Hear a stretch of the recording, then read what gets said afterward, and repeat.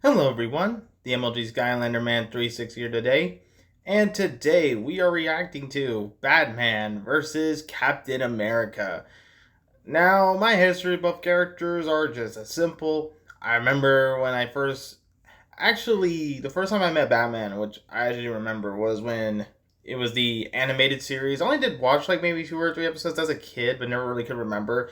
But then over time, I knew Batman through the Arkham games, and God forbid that martial arts is just one of his strong suits.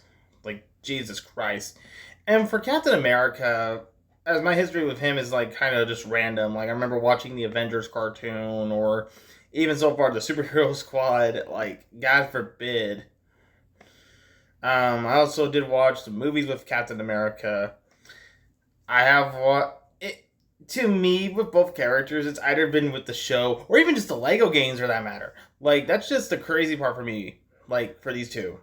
My most history note for Batman, I do know the fact of how his origin goes. Basically, him and his parents were at a movie theater, and both his parents died that day. And he really wanted to make sure that no one else goes through that trauma like he did. So he became known as the Batman, and better yet, a symbol of fear, pretty much. I'm not. I'm gonna be honest. I know there's more to it. I'm going for a little just the short of it. Captain America, well known that Steve Rogers, which basically he wanted to be in the army. However, his stats were just not great, so he was signed up for the super soldier serum, which transformed him, gave him faster flexibility, and of course, interesting enough, Captain America used to have a gun, but never uses it anymore. More comparison to his shield. And yeah, he has to really work around modern life. It is interesting for him to me because like a lot of things for Cap was just not right. Now, in a sense, in a fight between these two is more the fact it is a grounded fight. So I really want to see how this goes. But anyway, guys, enough of me yapping. Let's begin the reaction.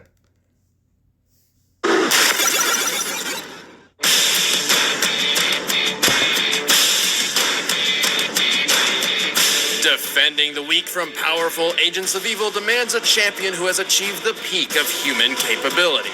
All in the name of justice. And sometimes vengeance. Batman, the Dark Knight. And Captain America, the Sentinel of Liberty. He's Wiz and I'm Boomstick.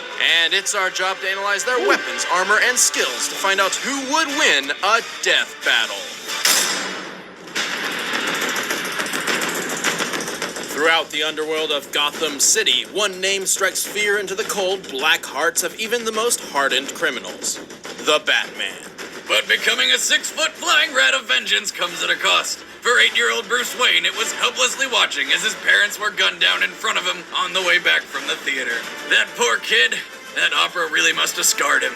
Bruce's genius-level intellect and physical prowess allowed him to pick up a vast array of skills on his global journey to become the Dark Knight. He became an expert in the art of disguise and a master of every fighting style known to man. He's perfected escape artistry, sword fighting, detective skills, stealth, has a photographic memory, earned 12 master's degrees, is an expert marksman, and is vastly knowledgeable in pressure points. And we're positive he's not superhuman? Officially, no, he's not, but he has learned to appear so in the minds of his opponents. Having been trained by the League of Assassins, Batman's greatest weapon is fear. All it takes is a glimpse of that pointy-eared shadow and criminals start shaking in their boots. He can disappear and reappear in an instant thanks to his mastery of stealth and the high-tech gadgets he keeps in his utility belt. Like his bat-claw grappling hook, smoke pellets, tons of different batarangs, and shock gloves. Hey, don't underestimate the shock gloves. They release a charge powerful enough to penetrate Kevlar and even stop the heart of one of Batman's most powerful enemies, Bane. But then he restarted it because he's nice like that. Bane later said thank you the only way he knew how. That's because I'm surprised Batty didn't pull something out of the utility belt to stop that one, considering it seems to contain anything Batman could ever need, even shark repellent. Actually, that's a common misconception. The shark repellent was stored in the helicopter that Robin was flying, not Batman's utility belt. Oh yeah, because that makes it so much less ridiculous. Batman also carries explosive gel. A cluster of this substance can be sprayed onto nearly any surface oh my and god, remotely they're bringing detonate. the Arkham Perfect games. for distraction. Or, Blowing shit up! Tip for criminals. If you know Batman's after you, avoid anything shaped like a bat. Ooh. Somebody in here?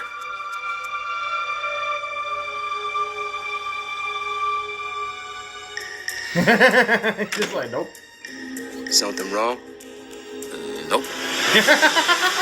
Bruce chose the guise of a bat to project his own fear of the flying mammal onto his enemies.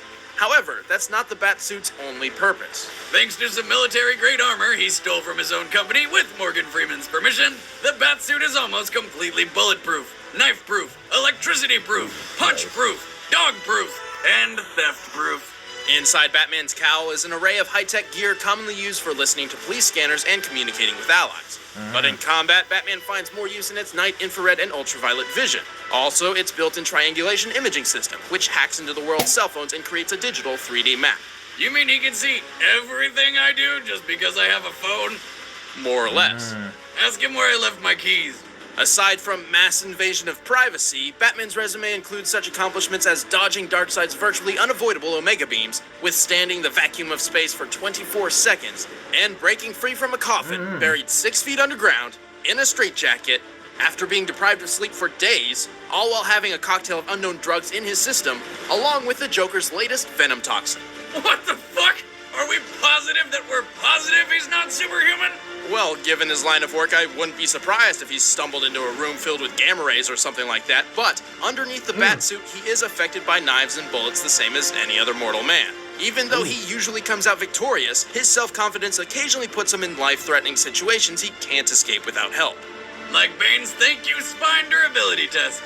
But the Cape Crusader has consistently found a way to survive even the most life-threatening situations. And Bats has no problem continuously going toe-to-toe with evil in the name of justice. Jesus Christ. Vengeance. From this moment on, none of you are safe.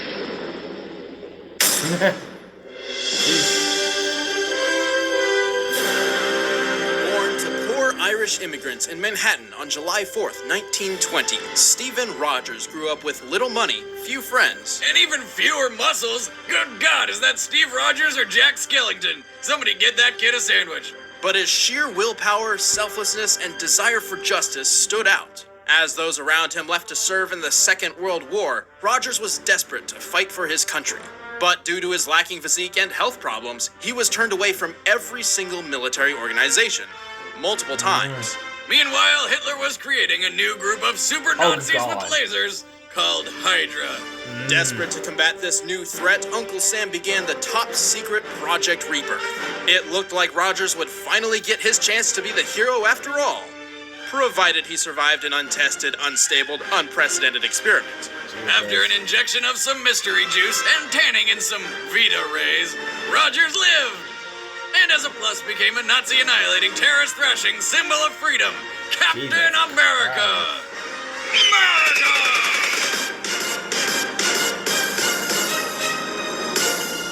The Super Soldier Serum pushed Steve's body to the absolute limit of human physical and mental potential. A homeless guy sold me a super serum once.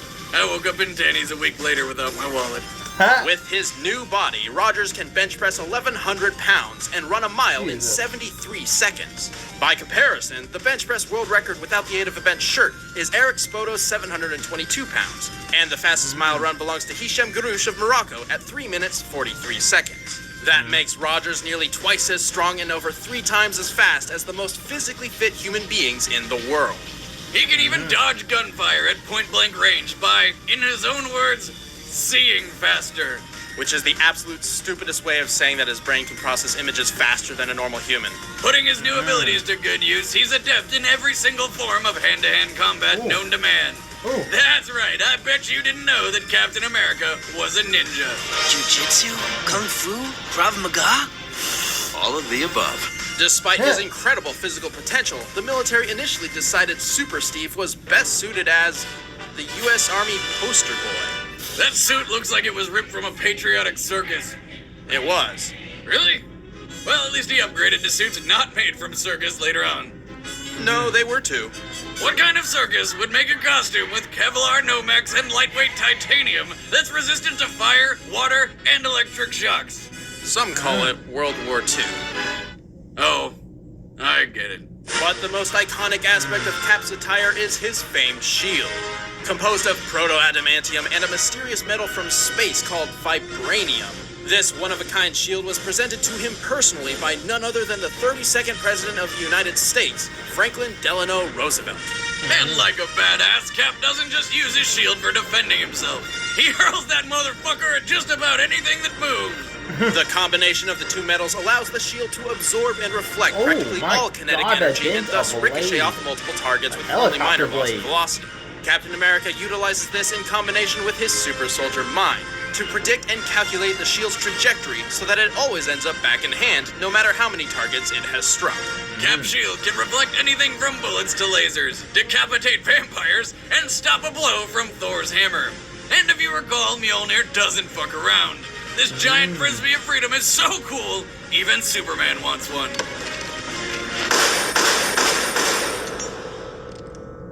Jesus. Yes, I think it works. But it's not unstoppable. It's been damaged and even destroyed its fair share of times over the years, but only by cosmic or reality warping powers. Luckily, Mr. America doesn't rely only on his shield.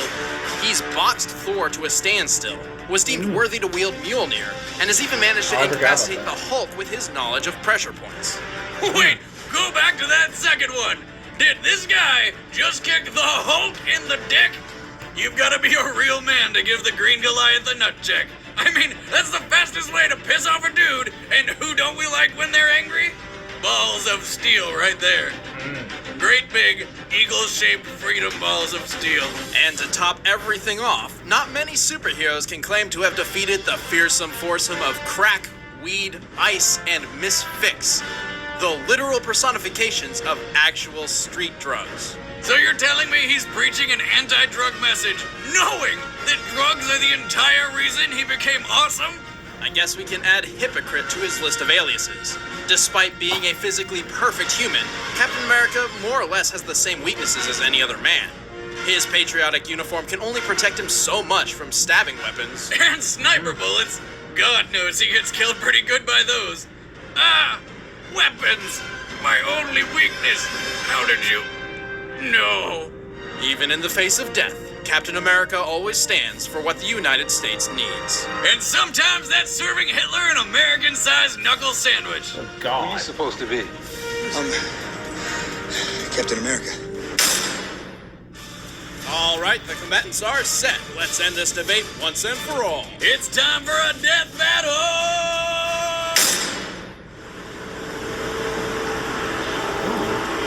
Change angle here.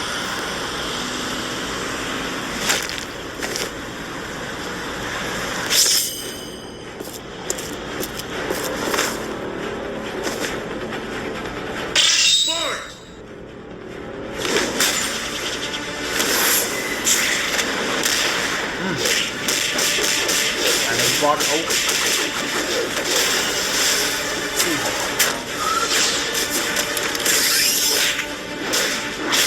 Oh!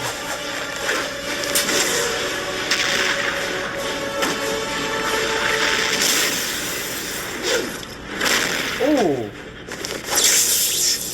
Shocker gloves.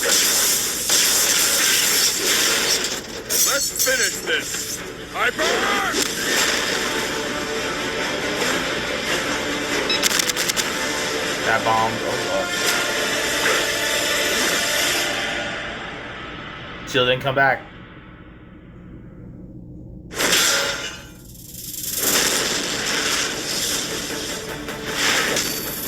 Ooh.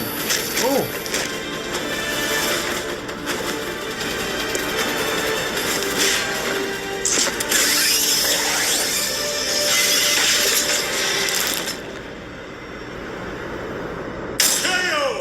I pledge allegiance to the Cap, hanging miserably from the Oh my lamppost. God! His Captain body America does not need did that have the realization. endurance and power advantage, and Batman himself has admitted he could lose a hand-to-hand match against him.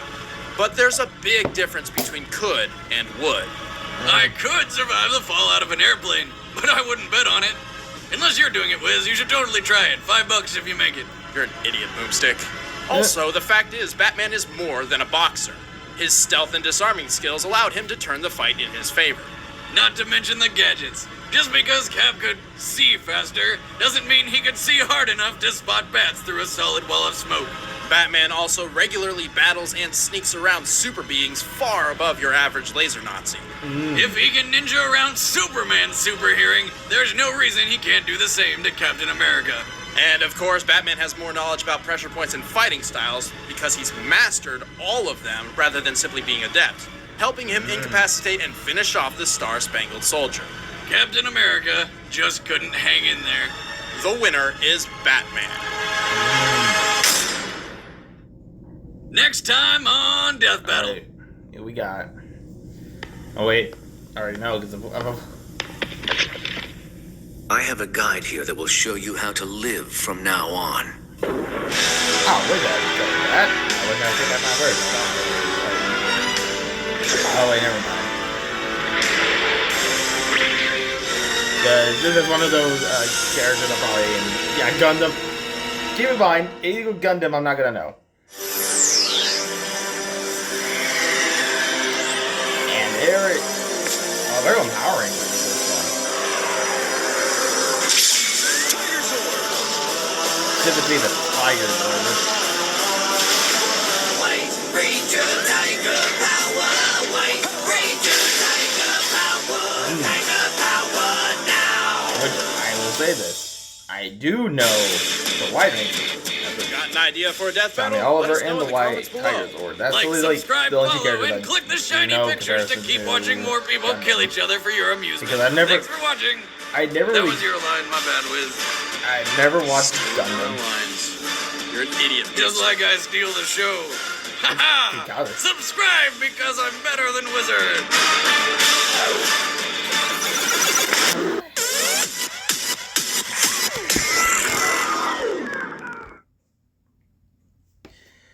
Well, I mean, in all fairness, I don't know exactly the change nowadays would be with this fight. I mean, technically with Cap now having as a prominently he can wield Mjolnir. I mean, that would be a whole game changer if they had brought in Mjolnir for him. But then again, it never did appear. Now, my thing is, though, when it came to Batman, I really would question, would he have just not capped out? Or would... I don't know. I mean, in a death battle scenario, would you really think Batman would go on and kill Cap or would just knock him out? I always see in him knocking him out just because of that no-kill rule. But then again, I generally don't know. So the next time is going to be Gundam Epion versus White Tiger Zord. I only do know White Tiger Zord more in comparison to Gundam. I will see y'all probably in the next video Sunday for that. But anyway, guys, I will see y'all in the next one. Later.